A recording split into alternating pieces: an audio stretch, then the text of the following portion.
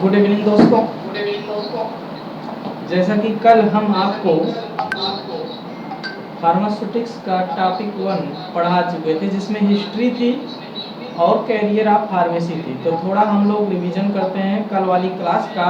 उसके बाद आज फार्मास्यूटिक्स की जो सेकंड क्लास है उस पर थोड़ा सा चर्चा करेंगे। और अभी स्टार्टिंग है, अभी क्लासेस कई कॉलेजों में शुरू भी नहीं हुई है, इसलिए हम लोग बहुत आराम से बहुत अच्छे तरीके से पढ़ते हुए चलेंगे।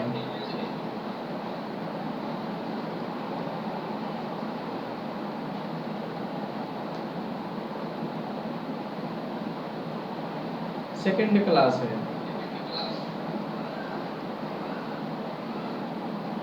देखिए, मैं रफली आपको बताना चाहता हूँ।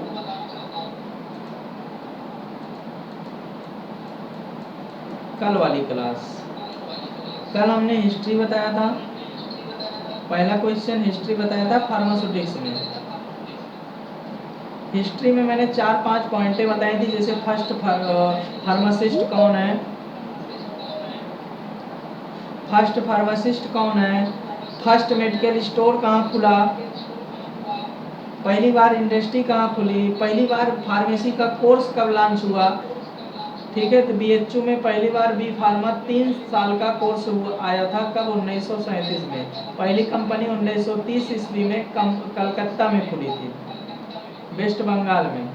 फर्स्ट फार्मासिस्ट गैलन थे और पहला मेडिकल स्टोर 1811 ईस्वी में ये भी कलकत्ता में खुला था। तो 4-5 पॉइंट हमने बताया था, जो कल की क्लास में सब सारी चीज़ें बताई थी हमने। अब देखिए,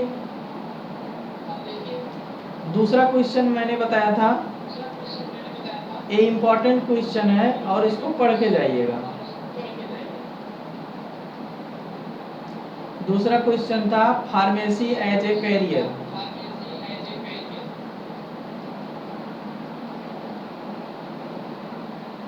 कि फार्मेसी करने के बाद आपका कैरियर क्या है, ये आपको जानकारी होना जरूरी है। क्योंकि आप कोई कोर्स कर रहे हैं, आपको उसके स्कोप के बारे में नहीं पता है, तो समझ लीजिए कि आपको कुछ नहीं पता। सबसे पहले आप ये जानिए कि फार्मेसी करने के बाद आप कहलाएंगे क्या? आप फार्मासिस्ट कहलाएंगे। फार्मासिस्ट के मेनली 3 काम होते हैं। पहला, फार्मेसी प्रैक्टिस।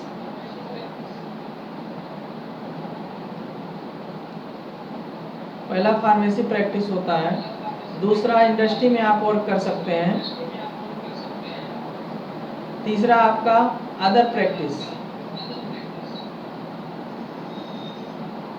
ये सारी क्वेश्चन की पीडीएफ भेज चुका हूँ और कल पढ़ा भी चुका हूँ। अदर में आपका 2 होता है, एक आप एजुकेशन सेक्टर में जा सकते हैं, दूसरा मेडिकल शॉप खोल सकते हैं। मेडिकल शॉप खोल सकते हैं और आप एकेडमिक में जा सकते हैं। एकेडमिक मतलब टीचिंग लाइन में। अदर का क्लियर हो गया। अब फार्मेसी में आप क्या कर सकते हैं? फार्मेसी में आप के पास 3-4 रास्ते होते हैं। जैसे पहला, आप फार्मासिस्ट के ग्रुप में वर्क करेंगे प्राइवेट सेक्टर में, जैसे चीफ फार्मासिस्ट,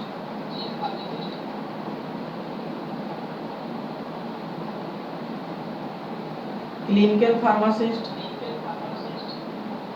डिस्पेंसरी फार्मासिस्ट। ये सब फार्मेसी के वर्क हैं। अगला आपका होता है गवर्नमेंट फार्मासिस्ट। गवर्नमेंट फार्मासिस्ट में आप देखिए, जिनकी एज अभी 18 से 19 साल है, अगर वो डी फार्म कर रहे हैं तो उनका 20 से 21 साल में उनका जो है डी फार्मा कंप्लीट हो जाएगा। और उनके लिए गवर्नमेंट सेक्टर में सेना वाले डिपार्टमेंट में बहुत ही अच्छा स्कोप रहेगा, क्योंकि यहाँ पे 23.5 साल के बाद वैकेंसी नहीं, मतलब लेती नहीं है, गवर्नमेंट लेती नहीं है। लेकिन सेना में से रेलवे फार्मासिस्ट यही जगह पे है, यहाँ पे आपको 30 साल तक समय मिलेगा। लेकिन आपको सेना में जाना है, बहुत इजी, 100 चले जाएंगे। लेकिन एज का क्राइटेरिया ध्यान दीजिए, गवर्नमेंट हो गया। एक लास्ट आता है सेल्स एंड मार्केटिंग में, जिसे एमआर के नाम से हम जानते हैं। उसके बाद एक आता है जहाँ पर दवाइयाँ भरी जाती हैं, स्टोरेज जहाँ पर होता है वहाँ पर दवा को डिस्ट्रीब्यूट करने के लिए। मैनेजमेंट में मतलब फार्मेसी मैनेजमेंट में आप जॉब कर सकते हैं, ये भी गवर्नमेंट और प्राइवेट दोनों होती है। लास्ट आपका आता है इंडस्ट्री। इंडस्ट्री में आपको एकदम पता है कि आप प्रोडक्शन में काम कर सकते हैं जहाँ दवाइयाँ बनती हैं, क्यूए में आप काम कर सकते हैं, क्वालिटी एश्योरेंस में काम कर सकते हैं, क्यूसी में आप काम कर सकते हैं, क्वालिटी कंट्रोल में आप काम कर सकते हैं। ये कुछ स्कोप हैं, ये चीज़ें आपको कल बता दी गई थी। अब आपको मैं आज वाली क्लास पर लेके चलता हूँ।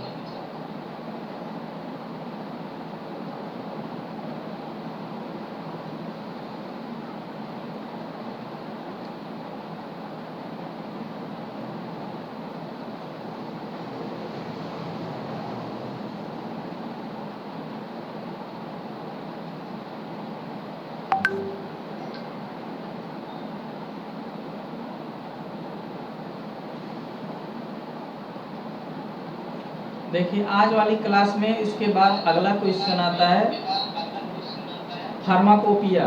फार्माकोपिया में इंडियन फार्माकोपिया कल हमने बताया था, उसको भी बताया था इंडियन फार्माकोपिया।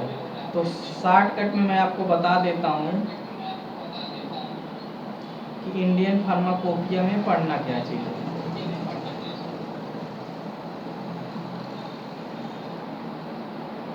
आईपी में इंडियन फार्माकोपिया में आपको ये पढ़ लेना है डी फार्मा वालों कि फर्स्ट एडिशन से लेकर के कितने एडिशन हुए हैं अभी तक। देखिए पहला एडिशन 1955 में आया है, फिर 1966 में आया, फिर 1985 में आया, फिर 1996 में आया, फिर 2007 में आया, फिर 2010 में, फिर 2014 में, फिर 2018 में, फिर 2022 में।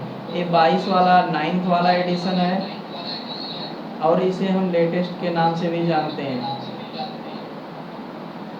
लेटेस्ट एडिशन के नाम से भी जानते हैं।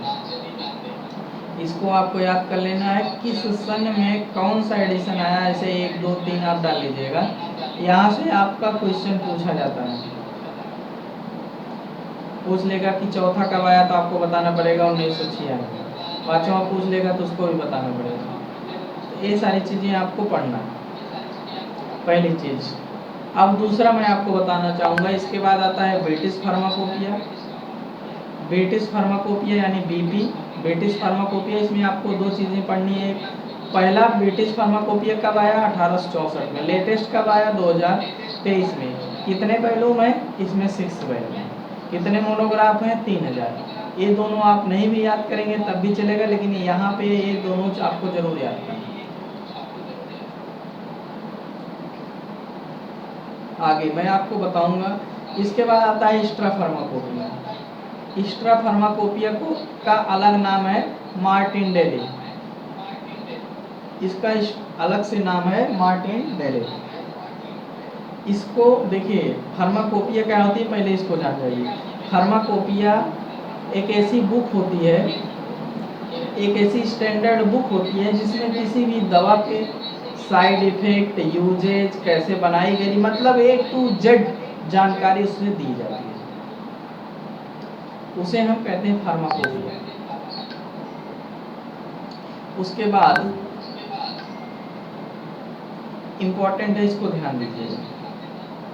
एक्स्ट्रा फार्माकोपिया इम्पोर्टेंट है, इसको ध्यान दीजिए।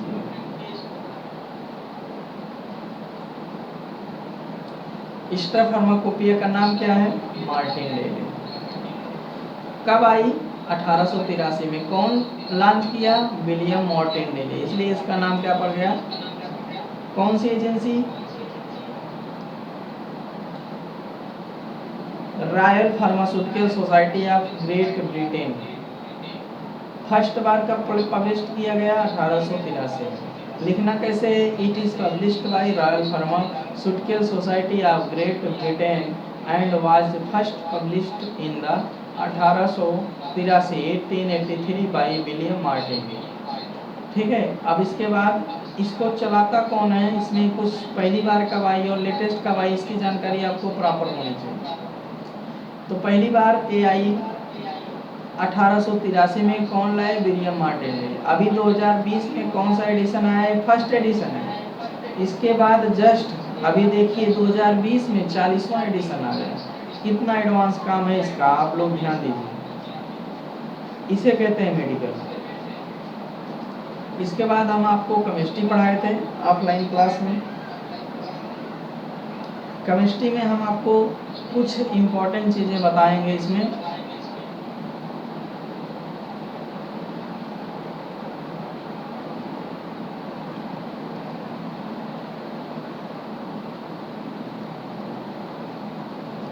फार्मास्यूटिकल केमिस्ट्री पढ़ाए थे। जब भी फार्मेसी आप कर रहे हैं, जहाँ भी आएगा फार्मा शब्द लग जाएगा।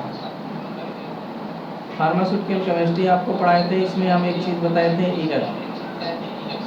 ईरर के लिए हम ये बताए थे कि कोई भी चीज़, मान लीजिए मैंने आपको कहा किसी बाग से जाइए 20 आम तोड़ के लाइए।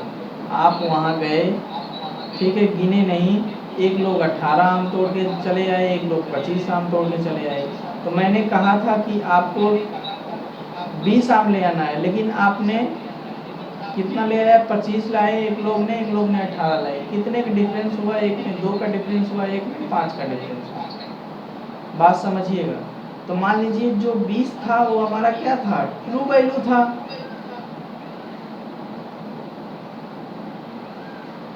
और जो आपने ले आया है, 18 ले आया या 25 ले आया, एक मेजर वैल्यू ले आया आपने। क्या ले आया, मेजर वैल्यू ले आए, ठीक है। अगर आप मेजर वैल्यू ले आए 18 आ गया, ट्रू वैल्यू आपका 20 है, मेजर वैल्यू 18 है, तभी तो डिफरेंस आएगा 20 का। और जो डिफरेंस आता है इसी को हम एरर कहते हैं। क्या कहते हैं, एरर कहते हैं। जो डिफरेंस आता है इसी को हम एरर कहते हैं। तो एरर की डिफिनेशन क्या हो जाएगी, देखिए, डिफरेंस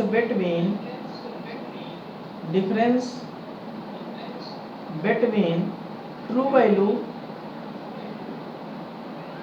एंड मेजर वैल्यू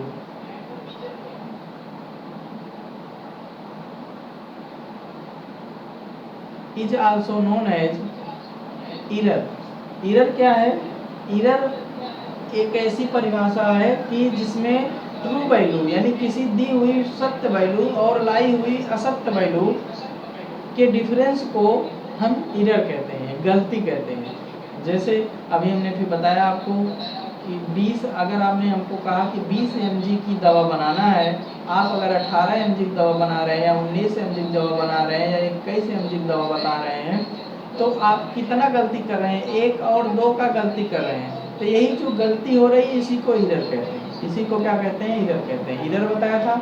उसके बाद दूसरा टॉपिक हम आपको बताया था type of error. Type of error में बताया था रैंडम एरर और सिस्टमेटिक एरर। सिस्टमेटिक एरर में होता था सिस्टम के द्वारा जो गलतियां हो जाएं, जैसे मशीन साफ नहीं है, एक दवा बनी है दूसरी दवा उसमें यूज कर ले रहे हैं, ये सारी चीज़ें, ठीक है। और रैंडम एरर क्या है कि जब आपको कच्चा माल गलत मिल जाए, जैसे आपको जो आप रॉ मटेरियल ले आकर के मेडिसिन बना रहे हैं, ठीक है, वही अगर आपको गलत मिल जाएगा तो आप किस तरीके से आप सही दवा बना पाएंगे, बताइए। इस तरीके से एग्जाम्पल के द्वारा ऑफलाइन क्लास आप लोग एक बार ज्वाइन करिए, ठीक है। जितने भी स्टूडेंट्स हैं ऑफलाइन क्लास ज्वाइन करिए, आपको बहुत ही अच्छा लगेगा, आपको बहुत अच्छा लगेगा। एंटरटेनमेंट के साथ, लैब के साथ आपको क्लासें में पढ़ाया जाता है, याद कराया जाता है। आपको 100% रिजल्ट लाना है तो आपको क्लास करना पड़ेगा।